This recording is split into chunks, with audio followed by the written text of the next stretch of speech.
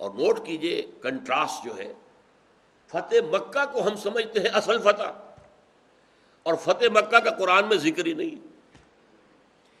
ایک ہوتی ہے کسی شے کی ظاہری اہمیت، ایک ہوتی ہے باطنی اہمیت۔ ہم ظاہر کے عادی ہیں، ہمارے نزدیک صلح حدیبیہ تو بس ایک صلح تھی، لیکن یہ کہ فتح مکہ تھی اصل بات۔ جب 10,000 قدوسیوں کے ہمراہ آپ فاتح کی حیثیت سے مکے میں داخل ہوئے، قرآن میں ذکر ہی نہیں اس کا۔ اللہ تعالیٰ کے ہاں معنوی چیزوں کی اہمیت ہے۔ تو یہ جو فتح معنوی حاصل ہوئی ہے، انا فتحنا لک فتحا مبینا، اے نبی صلی اللہ علیہ وسلم، ہم نے آپ کو بڑی روشن، واضح، مبرہن فتح عطا کر دی۔ اب اس سے اگلی جو یہ اس آیت کا مضمون ہے، یہ قرآن مجید کے نازک ترین مقامات میں سے ہے۔ نازک، ادبگاہی زیر آسماں از عرش نازک تر، نفس گم کردمی آیت جنید و بایزید ہی جا۔ حضور کا مقام و مرتبہ، حضور کی حیثیت، اللہ سے آپ کا قرب، اللہ کے آپ حبیب، اللہ کے محبوب، معصوم، پیدائشی طور پر معصوم، کسی خطا کا ظہور آپ سے وحی کے آغاز سے پہلے کی 40 سالہ زندگی میں بھی نہیں ہوا۔ معصوم کہتے ہیں جو محفوظ ہو، حفاظت کی گئی ہو۔ حضور فرماتے ہیں 2 مرتبہ ایسا ہوا کہ عرب کے قریب، مکے کے قریب جو کچھ میلے ٹھیلے ہوتے تھے، اور ان میں فوش گوئی بھی ہوتی تھی، سب کچھ ہوتا تھا جو میلوں میں ہوتا ہے، تو وہاں پر میں جاؤں، میں بھی سیر کروں۔ یہ بچپن کی بات ہے، جبکہ آپ بھیڑ بکریاں چرایا کرتے تھے قریش کی۔ تو آپ کہنے لگے، میں گیا راستے میں ایک درخت کے نیچے ذرا بیٹھ گیا، تھک گیا تھا کہ ذرا سستا لوں، نیند آ گئی، صبح آنکھ کھولی، دھوپ چڑھ گئی، جب معلوم ہوا کہ میں میلے میں نہیں جا سکا۔ پھر ایک دفعہ ایسا ہی ہوا، تو گویا کہ فطرت حفاظت کر رہی تھی کہ محمد کسی ایسی جگہ پر بھی نہ جائے۔ اب ایسی شخصیت کے لیے جو الفاظ یہاں استعمال ہو رہے ہیں، انا فتحنا لک فتحا مبینا لیغفر لک اللہ ما تقدم من ذنبک وما تأخر۔ اب لفظی ترجمہ پہلے کر رہا ہوں کلیجوں کو تھام کر، تاکہ بخش دے اللہ اے نبی آپ کے لیے جو بھی کچھ گناہ آپ کے پہلے گزر چکے اور جو کچھ کے بعد میں آئے۔ وَيُتِمَّ نِعْمَتَهُ عَلَيْكَ، اور اتمام فرما دے اپنی نعمت کا آپ پر۔ وَيَهْدِيَكَ صِرَاطًا مُسْتَقِيمًا، اور ہدایت دے دے آپ کو، راستہ دکھا دے سیدھے راستے کی۔ اللہ اکبر۔ آغاز وحی کے یہ 20 برس، تقریباً 20 برس ہونے کو آئے ہیں، اور ابھی کیا حضور کی ہدایت میں کوئی کمی تھی؟ معاذ اللہ ثم معاذ اللہ ثم معاذ اللہ، تاکہ اللہ ہدایت دے دے صراط مستقیم کی طرف۔ یہ ٹکڑا تو سمجھ میں آتا، یتم نعمتہ علیک، اللہ اتمام فرما دے اپنی نعمت کا آپ پر، یعنی فتح مکہ بھی ہو جائے گی، اس کے بعد پورے عرب پر بھی غلبہ ہو جائے گا، اس کے بعد جاء الحق وزہق الباطل کا نقشہ سامنے آ جائے گا، ورأیت الناس یدخلون فی دین اللہ افواجا کا نقشہ سامنے آ جائے گا۔ یہ بات تو سمجھ آتی ہے، لیکن گناہ حضور کے لیے ذنب، لیغفر لک اللہ ما تقدم من ذنبک وما تأخر۔ اب اس کی ایک توجیہ تو کی ہے جملہ، تقریباً جملہ مفسرین نے، کہ اصل میں یہ ہوتا ہے اپنے اپنے مرتبے کے اعتبار سے۔ ایک عام آدمی کے لیے جو بہت بڑی نیکی تصور ہو جائے گی، اس سے بڑے درجے کے آدمی کے لیے شاید وہ اس کا قصور شمار ہو کہ تمہارے درجے کے اعتبار سے یہ بات غلط ہوگی، اس کے لیے ٹھیک ہے۔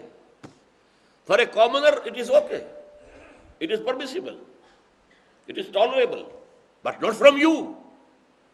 یہ معاملہ جو ہے، جیسے کہ سورہ احزاب ہی میں حضور کی ازواج مطہرات سے خطاب کر کے فرمایا گیا، لستن کاحد من النساء، اے نبی کی بیویوں تمام عورتوں کی مانند نہیں ہو، تم اگر کوئی غلط کام کرو گی تو دوہری سزا ملے گی۔ یہ ہوتا ہے فرق مراتب کا معاملہ۔ عام مسلمان عورت اگر وہی خطا کرے تو اسے اکیلا سزا ملے گی، اور تم نبی کی بیوی ہو، تم سے اگر اسی خطا کا صدور ہوا تو دوہری سزا ملے گی۔ تو اس اعتبار سے، بلکہ ایک کہاوت بھی عربی زبان میں ہے، حسنات الابرار سیئات المقربین۔ ایک ابرار ہوتے ہیں بہت نیک بندے اللہ کے، ایک مقربین ہوتے ہیں، مقربین بارگاہ، جنہیں اللہ نے اپنا بہت ہی قرب عطا کر دیا۔ ان کے مقام سے ہو سکتا ہے کوئی شے خطا شمار ہو، جبکہ ابرار کے لیے وہی شے بہت بڑی نیکی شمار ہو. It's all relative. ہر چیز جو ہے اس کے اندر یہ اعتباری ایک کیفیت ہوتی ہے، اور نسبت کے اعتبار سے تو لفظ جو استعمال کیا گیا یہ ضم کا لفظ جو ہے، جیسے کہ حضور فرماتے ہیں انی لاستغفر اللہ 70 مرۃ فی کل یوم، میں روزانہ 70 مرتبہ اللہ سے استغفار کرتا ہوں. تو اللہ حضور سے کون سی خطا سرزد ہو جاتی تھی، کون سا گناہ ہو جاتا تھا. اب یوں سمجھیے کہ ایک کیفیت ہے اللہ سے لو لگنے کی کیفیت، ہمیں ایک لحظے کے لیے حاصل ہو جائے تو بہت بڑی کامیابی ہے. بہت عمدہ قول ہے ابن سینا کا کہ اگر تو چاہتا ہے کہ تجھے اللہ تعالیٰ کی تجلی سے کچھ حصہ ملے، فجاہد فی خلواتک، تو اپنی تنہائیوں میں مجاہدے کرو، ذکر کرو، مراقبے کرو. فلعل شعشعۃ تلمع لک، ہو سکتا ہے کبھی کوئی کرن تمہارے لیے روشن ہو جائے. تو ہمارے لیے کوئی ایک کرن بھی اللہ تعالیٰ کی تجلیات کی اگر ہمیں مل جائے تو ہمارے لیے بہت اونچا مقام ہے. اور جس کا ہمہ تن، جس کا جو ہے دل لگا ہوا اللہ کے ساتھ، اس میں کوئی تھوڑی سی بھی غفلت ہو جائے تو وہ ان کے اعتبار سے گناہ ہو جائے گا. تو یہ زمین و آسمان کا فرق ہے ایک ہی لفظ کے اطلاق میں. یہ تو ہے عام اس کا جو مفسرین نے اس کی تشریح کی ہے، اور واقعتاً یہ صحیح ہے. میری تعبیر ذرا مختلف ہے. یہاں پر حضور سے خطاب کر کے اصل میں آپ کی دعوت اور تحریک مراد ہے.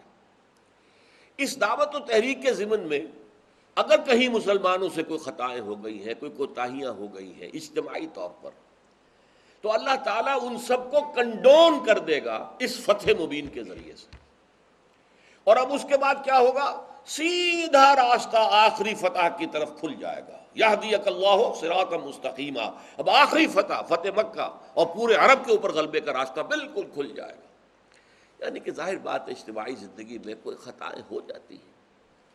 حضور سے بھی آخر غزوہ احد میں ایک جملہ آپ کی زبان سے نکل گیا تھا، جب آپ کا تلوار پڑا ہے چہرے پر، اور پھر جب وہ دانت نکالے گئے ہیں آپ کے، وہ جو کڑیاں تھیں خود کی، اور خون کا فوارہ چھوٹا ہے، پورا چہرہ جو ہے خون کے اندر رگا گیا، تو الفاظ نکل گئے کیف یہدی اللہ قوما خضبوا وجہ نبیہم بالدم. اللہ اس قوم کو کیسے ہدایت دے گا جس نے اپنے نبی کے چہرے کو خون سے رنگین کر دیا. فرما دیا لیس لک من الامر شیء، اے نبی آپ کے لیے کوئی معاملہ اختیار کا نہیں ہے. اللہ تعالیٰ چاہے انہیں توبہ کی توفیق دے دے، چاہے تو انہیں سزا دے، تو اس وقت وہ فاسق تو ہے، لیکن اختیار آپ کا نہیں ہے، آپ فیصلہ نہیں کر سکتے. چنانچہ میں نے بتایا تھا غزوہ احد کے ضمن میں کہ وہ واحد شخص جس کی وجہ سے وہ عارضی شکست ہوئی ہے وہ خالد ابن ولید تھا. اور وہی خالد ابن ولید ہے جو پھر حضور سے خطاب لے رہا ہے، خالد سیف من سیوف اللہ، جس کی تلوار نے جو بعد میں کام کیا حضرت ابو بکر صدیق کے دور خلافت میں، شام کے محاذ کے اوپر جو جوہر دکھائے ہیں. یہ تو پوری دنیا میں خالد جو ہے سیف اللہ. تو اس اعتبار سے، لیکن وہ بھی وہی تھے کہ جن کی وجہ سے وہ عارض شکست ہوئی تھی. تو یہ جو کہیں وہ خطا کہ جو حضور کے مرتبے کے اعتبار سے خطا شمار ہو، ہمارے اعتبار سے نہیں، تو اپنے اوپر قیاس نہ کرو ان پاک باز لوگوں کا. تو اس اعتبار سے میرے نزدیک یہ ہے کہ یہ فتح مبین اب جو بھی کہیں کوئی کسر، کوئی کوتاہی اجتماعی جد و جہد کے ضمن میں رہ گئی ہے، اس سب کو کنڈون کر دے گی، سب کی تلافی ہو جائے گی، اور اللہ آپ پر اپنی نعمت کا اتمام فرما دے گا.